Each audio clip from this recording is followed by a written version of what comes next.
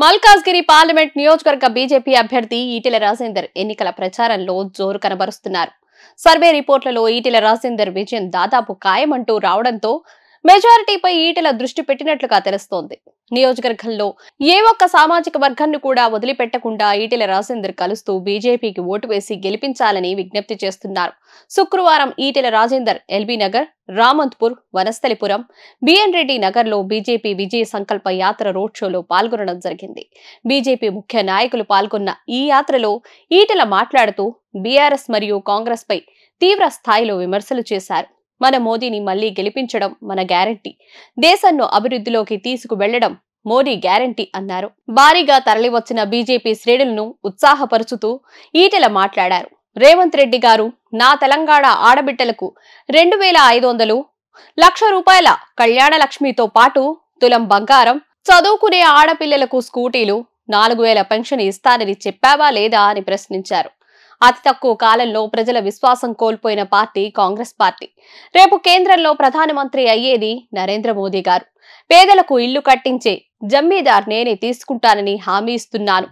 BJP అధికారంలోకి వస్తే మోదీ గారి దగ్గరికి నేరుగా వెళ్లగలిగే పరిచయం ఉన్న వ్యక్తిని నేనే కాబట్టి మల్కాజ్గిరికి ఐటీ హబ్ రావాలన్నా, డ్రైనేజీలు రావాలన్నా, రోడ్లు వెయ్యాలన్నా నేను మీ వెంట ఉంటానని హామీ ఇస్తున్నా.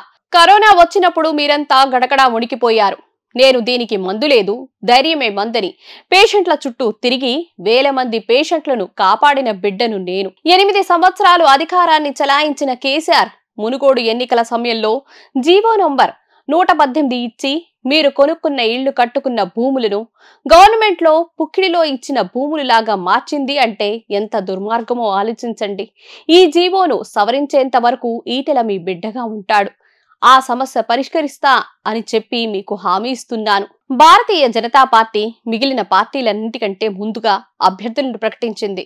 ఎన్నికల ప్రచారంలో దూసుకుపోతోంది. అమిత్ షా గారు తెలంగాణ ప్రచారానికి వచ్చినప్పుడు 12 సీట్లలో గెలుస్తామని సర్వేల ద్వారా తెలిసిందని చెప్పారు.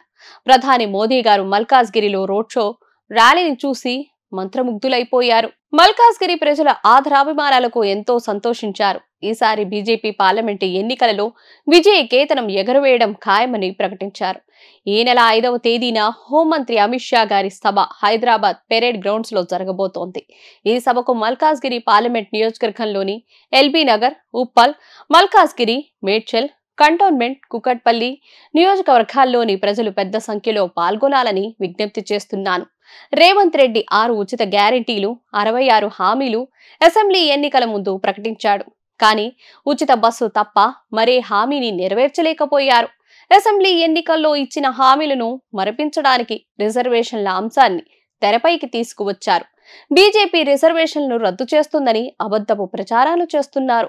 గతంలో రేవంత్ రెడ్డి మల్కాజ్గిరి ఎంపీగా ఉన్నాడు కాబట్టి ఇక్కడ కాంగ్రెస్ పార్టీ ఓటమి పాలైతే తన పరువు ఎక్కడ పోతుందో, తన ముఖ్యమంత్రి పదవి నిలబడుతుందో లేదో అనే బెంగతో ప్రజలను ఆకర్షించడానికి డబ్బులు ఇచ్చే ప్రయత్నం చేస్తున్నాడు అంటూ ఈటెల విమర్శలు చేశారు. మల్కాజ్గిరి చైతన్యవంతమైన నియోజకవర్గం. ఇక్కడ ప్రజలు డబ్బు, మద్యం వంటి ప్రలోభాలకు లొంగరు కనుక బీజేపీ విజయం తథ్యమని ఈటెల పేర్కొన్నారు. ఇప్పుడు ఆపరేషన్ లేకుండానే మోకాళ్లకు ప్లాస్మా ట్రీట్మెంట్. మీ ఆర్థోపెడిక్ సమస్యలన్నిటికీ రోబోటిక్ టెక్నాలజీ ద్వారా తక్కువ ఖర్చుతో శాశ్వత పరిష్కారం. Free consultation. ప్రతి ట్రీట్మెంట్ పై 20% డిస్కౌంట్. ఈ ఆఫర్ కొద్ది రోజులు మాత్రమే. త్వరపడండి. V9 hospitals 9281 465 842.